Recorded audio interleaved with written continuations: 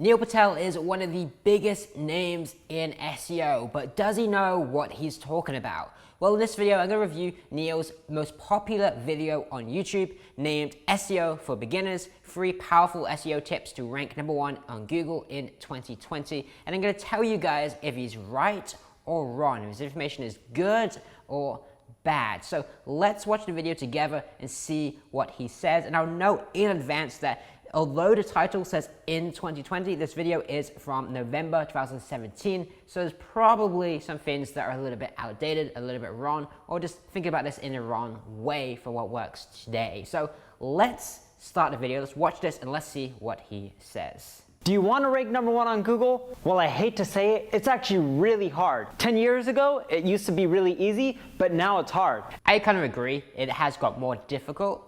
And in a way, it's got kind of easier. It's got easier because you can just use tools like Surfer and Ahrefs that make things really, really easy. You can look up a list of all your competitors' keywords. You can look up all the phrases that you use in Surfer to tell you exactly here's the competitors, here's the phrase you need to include based on that. So it has got more difficult, but it's also got easier in certain ways. The downside where it's got more difficult is that in the past you could just like throw a bunch of links at it, all optimized, keyword optimized anchor text, and you would just rank. And you cannot do that today. So he's right, it's got more difficult. Let's continue. Unless you watch this whole video, you're not going to be able to rank #1 on Google. Oh no guys, we better watch the whole video. We're never going to rank. Hey everyone, I'm Neil Patel, and today I'm going to share with you 3 ways you can rank #1 on Google today. Notice how he wrote today rather than in 2017 or in 2018, because today still applies today in 2020 and still applies next year when we go into 2021. When I first started, it was as simple as putting the keywords on your website and you could rank. I wish it was that easy these days. I didn't get into SEO when it was this easy, but that must have been a lot of fun. When I got into it, it was easy in a different way, when that you just build as many links as you want. You just like spam out 10,000 links and you could rank. Today, it's more difficult again. I didn't get into it back then. That must have been really, really fun just to include a bunch of keywords and just rank really well. And oh my God, that's a lot of hair. Okay, play the video, Chewy. #1, Thanks, buddy. Focus on content. Thanks, buddy. See, Google has this update called Hummingbird. And with Hummingbird, what they decided to do is websites who just have content on everything won't do as well as websites who focus on one single niche and are super thorough. For example, it's a good point. To be fair, I'd usually recommend this anyway. Focus on a niche. Obviously, you get sites that are big, more open-ended sites. You get like the Wirecutter, which is a review site. It's pretty open-ended versus having just I review laptops, right? So it's a little bit bigger, but especially when you're starting out, start nice and niche, start nice and small. Don't go big. So if you start a review site, like a tech review site, start just reviewing laptops and then expand from laptops into whatever else next, like phones or into microphones or whatever. Start niche and then go wider from there. It's good advice to start niche. If you write an article that breaks down how to create a profile on Match.com, the ideal picture, the ideal description, how to be funny, how to even maybe add video, I don't know, I haven't been on these dating sites in ages, but if you go really in depth and you break down every little thing that they should do, and then after you break down Match.com, you then satisfy intent. That is actually the important thing. So having thorough content is good and it can be good, but it's not always needed. Satisfy the keyword intent is what actually matters. It's not necessarily about having thorough content. It's not about having a lot of content. It's about satisfying that intent. Meaning that if I'm searching for how do I get all this dog hair off of my t-shirt, I'm not looking for a 10,000 word guide. I'm not looking for the history on lint rollers and everything like that. I'm just looking for, hey, buy a lint roller and do this, right? And here's where to buy one or something like that, right? You don't need to have extensive content. You just need to satisfy the intent. If the intent is I'm looking for how do I get all this hair off, I just want to know how to get the hair off and I need like 100 words, right? A couple hundred words, I don't need much, right? So satisfying the intent is not necessarily about doing more. The example he gave, that's probably good advice. If I'm looking for a review of Match.com, I probably want to know quite a lot of details about how to create my account, how to use it properly, how the algorithms or whatever work. I've never used it before. And I want pretty good detail, but to satisfy the intent, that is what matters. Not necessarily about more, it's about, again, satisfying that intent. Talk about Tinder, you then talk about Bumble, you then talk about eHarmony, all the other platforms. You then even discuss how you should respond to people and engage with them. Should you be hitting people up? What's the first thing you should say to them? How should you respond? Where should you go for your first date, right? How to carry from your first date and ask them on a This is good. Like, really, you need to have a whole bunch of, we call these supporting pages. Like, you can't just have one page around a topic. You need to have multiple blog posts and content and pages around this topic. One of the easiest ways of doing this, though, is rather than randomly guessing, look up the competitors in this niche and then see all the different keywords they are ranking for, throw them into a tool like Keyword Cupid, and Keyword Cupid is gonna give you kind of clusters. So this cluster is this page basically, and all the keywords here that you wanna rank on this page, all the keywords here you wanna rank on this page, and all the keywords here you wanna rank on this page, spread across 100, 200, 300, 500 pages depending on the niche that you're in and how wide it is. But that gives you all the different clusters that you need to create content around. So rather than just researching and guessing, it tells you exactly here's all the pages around this topic that your competitors have. second date. But if you're super thorough and your content is so amazing that people are like, huh, wow, I read this article, I don't have any more questions, and I know what to do next. That's how thorough you need to be. Again, satisfying intent. It's not necessarily about length, it's about satisfying the intent. It can be short as long as it's thorough enough to help them with their problem, i.e. satisfying the intent again. So I think it's pretty much on this anyway. He's just not specifically talking about intent because again, this video is 3 years old, so I give him some credit there. But again, that's really what it is. Satisfy the intent. I've said that same thing over and over again. It's very, very important. Use your competitors to get content ideas and do this with some intent in mind for yourself as well. You're creating content not just for driving traffic. You want to have a purpose behind it. It can be that you just want to drive traffic and promote the brand. But usually it's because you want to make money or something specific. Maybe you want to build up your email list. Maybe you want to sell products. Maybe you want to promote something as an affiliate and review products, right? So have some intent in mind. If you want to promote things as an affiliate, then you want to target keywords that are review keywords. Like, what is the best laptop? What is the best laptop for under $500? What is the best laptop under $200? What's the best laptop for students, right? You want to have some intent, some reason that you're targeting those keywords, and you're just randomly creating content. You don't need to create content around something random to do with laptops if your intent is to drive affiliate commissions, right? Instead, you want to focus on review keywords as mentioned before. The second tip I have for you is optimize your title tag and your meta description. Have you ever done a Google search and noticed that? Good advice again, but very, very simple. Most people know this, but again, it's SEO for beginners, so it makes sense. Title and description. Let's see what he says about how to optimize them. So in your title tag and your meta description, make sure you include the keyword. But you can't just include the keyword like online dating, right? The easiest way, what I would do, and I wish it was this simple, I would just put online dating, online dating, online dating, online dating. If I could put it 20 times so people would know that the article's on online dating, I wish I would get more clicks. But it's not that simple. Yeah, don't repeat words. Again, this is very, very, very basic stuff, so it doesn't really give much idea of how much Neil knows about SEO, but yeah, obviously don't repeat words, and also apply this to single words as well. So you mentioned online dating as a phrase, but as a single word as well. Don't repeat the word online, and don't repeat the word dating. So some people will make the mistake, so have online dating, best dating website online or something like that. It's an extreme example, but people will repeat words over and over again in a slightly more natural way than he's saying here, but still unnatural. But let's continue to see what he says. Yes, you have to include the keyword in your title and your description, but it has to be appealing. If it doesn't flow in a sentence, it's not easy to read, and it's not appealing or evoking curiosity, no one is going to click through. The third thing I have for you is to use Google search. So he kind of skipped over what I'd say is probably more important there, is obviously most people know optimize your title, optimize your meta description. What he should have mentioned is CTR. And even back then, 3 years ago, that was very, very important. So a bonus tip that you should have mentioned is focus on CTR. Focus on getting clicks, because that would also drive rankings, and it also just helps get more clicks to your website, which is the reason we're doing this in the first place, right? So optimize it for clicks. Put something in your title tag that makes it a bit more appealing to click through to it. Or put something in your meta description. Mention we have free shipping, next day delivery, and some benefits for why they should visit your page and go to your website versus all the competitors, okay? Focus on CTR. It's hugely important with their title and meta description. Console. Did you know that Google gives you a tool that teaches you how to rank #1 on Google? Yes, I know. A little bit of a stretch there, I think, but Google Search Console is awesome. Highly recommend it, and I use it for all my websites also. No, that sounds ridiculous, but it is true, and it's called Google Search Console. If you're not already a user of it, sign up. It doesn't cost $1.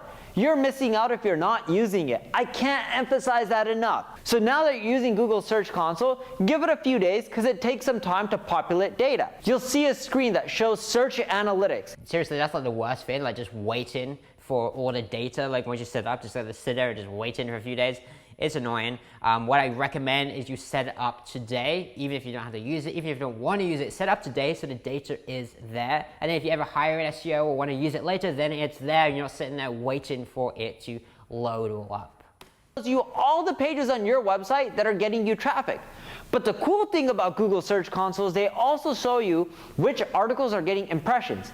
And here's what Okay, maybe he does mention CTR then, because that's literally one of my favorite things about Google Search Console is that when we have a big website, we'll sort it by impressions, and then we'll also look at the number of clicks, and we can basically figure out which web pages have quite a high number of impressions, but not necessarily that many clicks, and then we can go in there later on because the site's already ranking, it's already existing website, and focus on that title tag and focus on that meta description and optimize it for CTR. So we're not doing every single page across the site, because if it's a 10,000 page website, well, that's a lot of pages, a lot of work. But by prioritizing on impressions, we can focus on which ones are not optimized correctly for CTR and then go in there and optimize them. So let's see what he says here. Now the cool part about Google Search Console is they show you all the keywords that you're getting impressions for and all the ones you're getting clicks for. Now, remember the first tip was about content thoroughness and you want an article that talks about everything under the sun?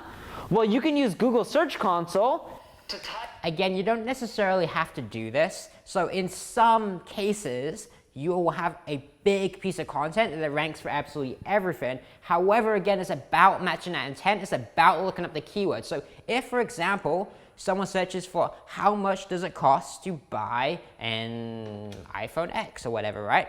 Then maybe, possibly, I don't know, that's on a page that reviews iPhone X's and has information about the iPhone X. Or maybe there's a different page and people are just ranking a page specifically for how much does an iPhone cost, and it has prices of all the different iPhones. Or maybe they have a page specifically for how much does an iPhone X cost, right? I don't know without checking, but what you want to do is you want to check this.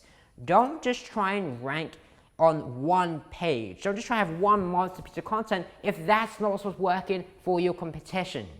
Look at the competition, see what is working, and then copy that strategy. It's not necessarily about having all of this on a single page. And back to the first tip. So kind of number 1 and 3 are related, in which you want to take all the keywords you're getting impressions for and start adding them to your. Again, you maybe want to do this, but maybe the reason you're not getting that many clicks and impressions on this keyword is because it shouldn't actually be targeted on a single page. Maybe you want to split some of these into separate pages. Again, maybe not, but it depends. Check the competition. Copy. Now don't just shove them. And again, what he's saying here, add them to your copy. This is good advice, again, if you want to target them on that page. But an easy way of doing this, in my opinion, is Surfer. And Surfer will tell you more than this. It'll just tell you all the phrases, and you use the natural language process and the NLP thing. And it's going to tell you basically, here's all the phrases, here's all the words you need to include on your page to hit topical relevancy, again, for this keyword. So you're not trying to target different keywords that may not necessarily be important for this page, but may want to be a different page. Instead, it says, for this keyword, here's all the phrases you need to include on your page. Shove them in and have your content be keyword rich, where someone reads it and all it is online dating, Tinder, eHarmony, dating online, meeting someone from online dating, right? If someone was reading your article and it sounded just like that, they're gonna bounce off your site because that means your content sucks and it just has too many keywords. It has to flow naturally and be educational. So you wanna take those keywords that you're seeing in Google Search Console and add them to the article. Now we have an article on Instagram, and He's got a good point, by the way. A lot of people go over the top of this and try and stuff in as many words as possible, and they use a tool like Surfer, and it says, include this keyword 9 times. And they'll just try and include it over and over and over again and try and hit that exact 9 times. And maybe that is good, but you also have to be really conscious about usability, about what's going to actually convert, because you're doing this to drive traffic to make money. So also focus on the user as well. He's got a good point, and you really should make sure you do that. It teaches you how to get over 300 targeted Instagram followers per day. That article is around 10,000 words. When I first wrote that article, it wasn't 10,000 words, it was roughly 2,500. I went to Google Search Console, I saw all the people that are searching for terms related to that article, I added them within that article, I made it more thorough, and you know what? My traffic more than tripled to that. Again, that can be really, really good advice if, again, you're satisfying that intent. If you're not, and you just add in loads of content for no reason, it doesn't help the user anymore in any additional way, then it is wrong. In this case, he's probably correct. It's probably the right thing to do, because it's more that informational intent. They're trying to learn, trying to get a guide about something. So it's probably a good thing to do, but it's not always that case. There's just something to be conscious of, that just adding more content, targeting more keywords on a page isn't necessarily the best idea, because sometimes that may already be perfectly satisfying that search, that keyword intent. And if you want more content, do it on different pages and maybe update this content, make it fresher, make it newer, but you don't necessarily need to expand and go further in more detail, because it doesn't make sense for the intent of this page, as in for what people are searching for to find this page. Article. Yes, it is that simple. And when I made that change, it didn't happen right away, but I noticed the results within 50 days. That's not a long time. There's also something people don't realize. Again, this is for beginners, right? So a lot of people don't realize how long it takes for SEO. He said 50 days to see that difference. You're looking at, on the low end, a couple weeks to see the impact of a change, and it's just a small change. So it'd be anywhere from a couple weeks to a couple months, right? It takes time. SEO is a slow process. It's not something that happens overnight. It's just important to iterate that over and over and over again, because people are like, well, I changed the title tag and I'm not ranking. It's like, yeah, because you changed it today. You changed it yesterday, right? Have some patience and wait. And even if you see the impact of that in 2 weeks, it doesn't mean you've seen all of the impact from that in just those 2 weeks. Give it more time and watch, as you may see more additional benefits from that. So now let's recap on the tips. 1, make your content super thorough. Again, if the intent suits that. If it doesn't, then don't do that. 2, make sure you include the keywords within your title tag and meta description, but also when you're doing your title and description, make sure you're evoking curiosity and you're creating an amazing title that everyone wants to read and click through. But again, CTR is very, very important for your title and your meta description. Again, he said it. And number 3, use the free tool that Google gives you that'll help you rank number 1. Again, Search Console is an amazing tool. I highly recommend you using it. Even if you don't know how to use it or don't want to use it, just set it up so the data is there at least. I like it for basically a whole technical auditing process, and we also use it again for the impressions, stuff like that, to figure out where exactly we could be optimizing better for different pages, because they're not getting as many clicks as they should. Google Search Console. Use those 3 things and you can rank number 1, not just in the future, but also right now. Right now, presuming you did this 6 months ago. I don't know why he's saying that it takes a long time and then saying right now. I mean, if you do this, it's going to take time, but he knows that. I think he's just making it more appealing for people listening to the video. Now that you've learned these 3 tips, I challenge you, in which I want you to take these tactics and implement them. And then after you implement them, in the next 45 days, I want you to leave a comment with your results. Because if you're not doing well, that means I'm not happy, and I know these tactics work, and that's why I'm challenging you. Okay, I think we're finished the video. I think that's the whole point anyway, just trying to get engagement on a video there.